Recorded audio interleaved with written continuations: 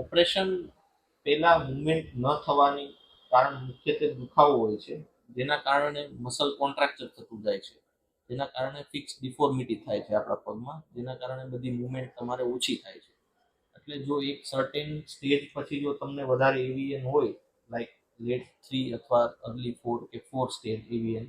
તો તમારે વહેલી તકે સર્જરી એટલે કરાવવી જોઈએ કે જેટલું મસલ કોન્ટ્રાક્ચર અને ડિફોર્મિટી વધારે હશે એટલો તમારે ઓપરેશન પછી રિહેબમાં કે રિકવરીમાં કે ફિઝિયોમાં રિકવરી આવતા એટલો વધારે સમયગાળો લાગશે, અને એટલે વહેલી તકે ઓપરેશન કરાવવું એટલે પણ ફાયદાકારક છે. ટોટલ હિપ રિપ્લેસમેન્ટ એટલે કે ટીએચઆર એક એવી સર્જરી છે કે જે ઓર્થોપેડિકની દરેક સર્જરી લઈ લઈએ તો એમાંથી one of the most successful surgery છે. દુનિયામાં આશરે 15 થી 16 લાખ કરતાં પણ વધારે સર્જરી આ થાય છે એવરી યર.